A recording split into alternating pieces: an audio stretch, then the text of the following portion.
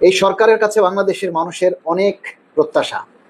কারণ 24-এর পরে অন্তর্বর্তীকালীন সরকার এখন পর্যন্ত বিরাজমান ছিল, যাদের কাছ থেকে বাংলাদেশের মানুষের কোনো আশা প্রত্যাশা পূরণ হয়নি। অন্তর্বর্তীকালীন সরকার যখন গঠন হয়, মাননীয় প্রধান উপদেষ্টা ডক্টর ইউনূস, নোবেল বিজয়ী একজন মানুষ, তিনি যখন এই অন্তর্বর্তীকালীন সরকারের দায়িত্ব নেয়, তখন আমরা ভেবেছিলাম যে সফলতার দ্বার উন্মুক্ত হয়েছে, বাংলাদেশের ভাগ্যাকাশে বিশাল এক চন্দ্র উদিত হয়েছে। কিন্তু আমরা আসলে বুঝতে পারিনি যে এটা আমাদের জন্য অমাবস্যার চাঁদ, এটা আমাদের জীবনে অন্ধকার নামিয়ে আসবে। আমাদের বাংলাদেশের মানুষের, বিশেষ করে সরকারি চাকরিজীবীদের কোনো আশা ভরসার বা আশা প্রত্যাশা পূরণ হয়নি এই অন্তর্বর্তীকালীন সরকারের দ্বারা। তাই আমরা বাংলাদেশের এখন যে নির্বাচিত সরকার, জাতীয়তাবাদী দল বিএনপি, জনাব তারেক রহমানের কাছে বাংলাদেশের সরকারি চাকরিজীবীদের অনেক প্রত্যাশা। আপনারা যারা লাইভে আছেন, এই মুহূর্তে যারা যুক্ত হয়েছেন, সবাইকে অনুরোধ করব, সবাই লাইভটা শেয়ার করে দিন। আপনারা এখন অনেকেই মনে করছেন যে এখন আর প্রচার প্রচারণা করে লাভ কি। সারা বাংলাদেশের মধ্যে একটা জিনিস আপনারা সবাই খেয়াল করবেন, যে সারা বাংলাদেশের সরকারি চাকরিজীবীদের মধ্যে যত নেতা আছে, যত সিনিয়র আছে, যত শীর্ষস্থানীয় নেতা আছে, সবাই ঘুমাচ্ছে। একমাত্র আমি, আপনাদের মালিক ভাই, ঘুমাই না, যিনি আপনাদের জন্য এখনো কথা বলে যাচ্ছি। তাই আপনারা যদি থেমে থাকেন, প্রচার প্রচারণা যদি বন্ধ করে দেন, মনে করেন যে না এখন আর প্রচার করে লাভ কি, তাহলে আপনারা ভুল করবেন। আমি আপনাদেরকে ততক্ষণ পর্যন্ত প্রচার প্রচারণায় অ্যাক্টিভ থাকার জন্য অনুরোধ করব, যতক্ষণ পর্যন্ত আমাদের পে স্কেল সম্পূর্ণরূপে বাস্তবায়িত না হয়। একটা কথা লিখে আজকে পোস্ট দিয়েছি, কাঁচায় না নোয়ালে বাস, পাকিলে করে ঠাস ঠাস। ব্যর্থতার কাতারে গিয়ে আর পথ হারাবে না বাংলাদেশ। ইতিমধ্যে আপনারা বুঝে গেছেন যে ব্যর্থ নেতা, শিরদাঁড়াহীন নেতা বা মেরুদণ্ডবিহীন নেতার নেতৃত্বে আন্দোলন সফল হবে না। তাই আমরা এই পে স্কেল পেতে গেলে, এখন যেহেতু নতুন সরকার গঠিত হচ্ছে, নতুন সরকার ক্ষমতা নেবেন, ক্ষমতা নেয়ার পর তারা তাদের যে আভ্যন্তরীণ কাজকর্ম, দাপ্তরিক যে কাজগুলি, মন্ত্রিপরিষদ গঠন, সংসদ চালু করা, বিভিন্ন বিষয় নিয়ে তারা ব্যস্ত থাকবেন। অন্তত 2-3 মাস সংসদ শুরু হওয়ার আগ পর্যন্ত কোনো কর্মসূচি ঘোষণা করা যাবে না, এটা আপনারা ভালো করেই জানেন। এই সময় আমাদের সাংগঠনিক কাজকর্মগুলিকে শক্তিশালী করতে হবে। সাংগঠনিকভাবে যদি আমরা আগাতে না পারি, তাহলে কোনো কর্মসূচি দিয়ে সফল হবে না। আজকে যদি আমরা একটা কর্মসূচি ঘোষণা করি, 1 জন পালন করবে, 10 জন পালন করবে না। আর যদি সাংগঠনিকভাবে আমরা সারা দেশ থেকে তারুণ্যের জোয়ার জাগাতে পারি, যারা তরুণ নেতৃত্ব, নির্ভয়, অকুতভয়, যারা ফ্যাসিস্ট না, যারা কোনো কিছু তোয়াক্কা করে না, সেই সমস্ত মানুষরা আমাদের এই সাংগঠনিকভাবে নেতৃত্বে এগিয়ে আসতে হবে সারা বাংলাদেশ থেকে। সেজন্য আপনারা জানেন যে আমরা তারুণ্যের জোয়ার নিয়ে বাংলাদেশ সরকারি কর্মকর্তা কর্মচারী কল্যাণ সমিতির একটা কমিটির আত্মপ্রকাশ করেছি।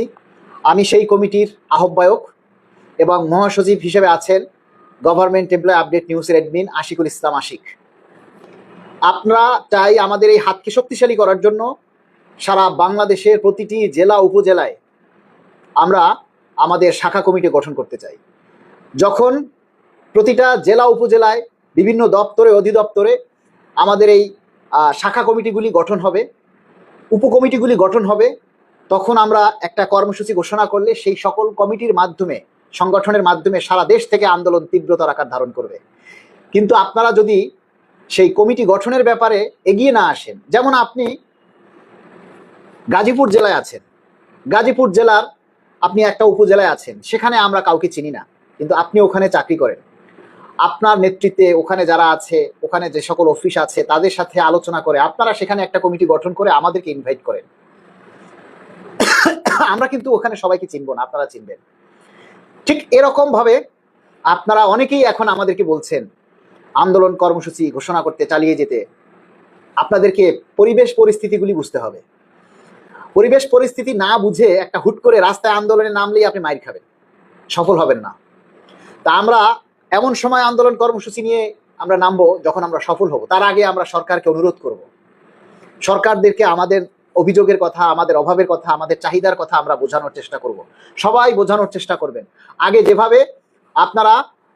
যেভাবে আপনারা প্রচার করেছেন সেভাবেই। মাননীয় প্রধান উপদেষ্টা ডক্টর ইউনূস স্যার এখনো ক্ষমতায় আছেন। আমরা মাননীয় প্রধান উপদেষ্টাকে অনুরোধ করব, মাননীয় প্রধান উপদেষ্টা, আপনি ক্ষমতা হস্তান্তর করার আগে এখনো সময় আছে, আপনি আমাদেরকে পে স্কেলের গেজেটটা জারি করে যান।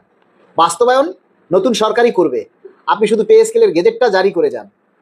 এতে অন্তত 22 লক্ষ কর্মচারীর অভিশাপ থেকে আপনি বেঁচে যাবেন, নতুবা 22 লক্ষ কর্মচারী আপনাকে সারা জীবন অভিশাপ দিবে, কারণ আপনি কর্মচারীদের জন্য কিছুই করেননি। তাই এই যাবার বেলায় অন্তত পে স্কেলের গেজেটটা প্রকাশ করে যান। আপনি যদি গেজেটটা প্রকাশ করে যান তাহলে আমরা চাই বিএনপি সরকার সেটাকে বাস্তবায়ন করুক, কিন্তু গেজেটটা আপনারা প্রকাশ করে যান, এটা আপনার কাছে আমাদের শেষ অনুরোধ। আর আমরা আমাদের যে তারুণ্যের যে জোয়ার, এই যে দীর্ঘ 36 বছর পর আমরা একজন পুরুষ প্রধানমন্ত্রী পাচ্ছি, জনাব তারেক রহমানকে আমাদের পক্ষ থেকে লাল গোলাপ শুভেচ্ছা এবং অভিনন্দন জানাই। আপনার কাছে আমরা ঈদ উপহার হিসেবে পে স্কেলের গেজেট চাই। আমরা আপনাদের কাছে শুধু পে স্কেলের একটা গেজেট চাই, আর কিছু চাই না। অপরাজিতা লিখেছেন, সত্যি খুব সুন্দর কথা বলেছেন ভাই, অনেক ধন্যবাদ অপরাজিতাকে। অপরাজিতা কোথায় কর্মরত আছেন একটু জানাবেন। লালমনিরহাটে কমিটি করতে চাই আপনার নেতৃত্বে, আমার নেতৃত্বে না, আতাউর দুলু কমিটি করবেন আপনাদের নেতৃত্বে। আমরা অনুমোদন দেব, কেন্দ্রীয় কমিটির সাথে অনুমোদন দিয়ে আপনাদেরকে আমরা আমাদের সাথে একত্রিত করে নিব। তখন আপনারা আমাদের সাথে একসাথে কর্মসূচি পালন করবেন। যে কোনো, আরে শুধু পে স্কেলই কর্মচারীদের দাবি না, সরকারি কর্মকর্তা কর্মচারীদের জন্য শুধু পে স্কেলই দাবি না। আমাদের এই সংগঠনের মাধ্যমে আমরা সারা বাংলাদেশের সকল সরকারি কর্মচারীদের দাবি দেওয়া বাস্তবায়নে আমরা কাজ করব। আমরা প্রত্যেকটা কর্মচারীর বিপদ আপদ এগিয়ে আসবো, সকলের সাথে আমরা কাঁধে কাঁধ মিলিয়ে আমরা কাজ করতে চাই।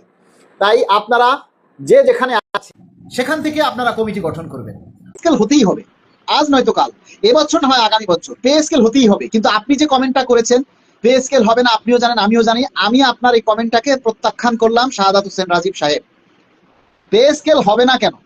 অবশ্যই হতে হবে, এবং খুব রিসেন্টলি পে স্কেল হবে, যদি আপনারা মরে না যান। আপনারা যদি মরে না যান, জীবিত থাকেন, তাহলে পে স্কেল হবে, আজ নয়তো কাল। আমরা চাই এই পে স্কেল দ্রুত বাস্তবায়ন করার জন্য এবং সফল একটা সংগঠনকে দাঁড় করানোর জন্য প্রতিটা জেলা, উপজেলা, দপ্তর, অধিদপ্তরে আমরা উপকমিটি গঠন করতে চাই। আমাদের সংগঠনের সাব কমিটি বা শাখা কমিটি আমরা গঠন করতে চাই। এখন আপনারা আমাদেরকে বলুন যে আপনারা কে কোন জায়গা থেকে আপনারা এই কমিটি গঠন করার জন্য এগিয়ে আসবেন। আপনারা যদি এগিয়ে না আসেন তাহলে আমাদের সকলের কাছে গিয়ে এটা আসলে সম্ভব নয়। আর আপনারা যদি মনে করেন যে না এসবের প্রয়োজন নেই, তাহলে আপনারা বলে দিবেন যে ভাই এসবের কোনো প্রয়োজন নেই, ঘরে বসে থাকেন। তাহলে আমরাও ঘরে চুপ করে বসে থাকবো, কারণ পে স্কেলটা আমার একার নয়, এটা আমাদের সকলের। 22 লক্ষ কর্মচারী, আপনারা দেখেছেন অনেকেই এই পে স্কেলের জন্য আন্দোলন করেছেন, বেশিরভাগই করেন নাই। যারা করেন নাই তারা, আপনারা জানেন যে আপনারা না থাকার কারণেই হয়তো আমরা পিছিয়ে গেছি। এনামুল হক পৌর সংগঠন হতে কাউকে রাখা উচিত ছিল, পৌর সংগঠন না। পৌর সংগঠন তো আছেই, অন্য সংগঠনের কাউকে আসলে আমরা রাখতে চাই না। কারণ একজন মানুষ একটা সংগঠনে আছে, সে যদি ওইখান থেকে আবার আমাদের সংগঠনে যুক্ত হয় তাহলে সে কোনোটাতেই ভালোভাবে কাজ করতে পারবে না। তাই আমরা চাই যে কোনো একটা সংগঠনের যেন সে লেগে থাকে। তাই পৌর কমিশন থেকে, পৌর ইয়া থেকে যদি কেউ আমাদের সাথে যুক্ত হতে চায়, আমরা চাই পৌর এলাকায় আপনারা আমাদের শাখা কমিটি গঠন করুন ইনশাআল্লাহ। মাহমুদুল হোসেন মিরাজ লিখেছেন ঈদুল ফিতরের ভিতরে পে স্কেল হবে, এরকম ব্যবস্থা করেন। এরকম ব্যবস্থা করতে হলে আপনাদের সবাইকে এগিয়ে আসতে হবে। মাহমুদ হোসেন মিরাজ কোন দপ্তরে আছেন? আপনার দপ্তর থেকে আমরা একটা কমিটি চাই। প্রত্যেকের দপ্তরে, যেই দপ্তরে 100 জন কর্মচারী আছে, যেখানে আপনার অফিসে যদি 100 জন কর্মচারী থাকে, কর্মকর্তা কর্মচারী মিলে 100 জন থাকে, সেই দপ্তরে আপনি একটা শাখা কমিটি গঠন করতে পারবেন। এবং আমরা চাই বিশেষ করে এই যে বাংলাদেশ ব্যাংক, তারপরে ফিনান্স কোম্পানি, আর্থিক প্রতিষ্ঠান, বিশ্ববিদ্যালয় মঞ্জুরি কমিশন, বিজ্ঞান ও প্রযুক্তি বিশ্ববিদ্যালয়, এই সমস্ত জায়গায় আমাদের শাখা কমিটি গঠিত হোক। আমাদের সাংগঠনিক শক্তিকে আরো মজবুত করার জন্য আপনাদের সকলের সহযোগিতা চাই। প্রাথমিক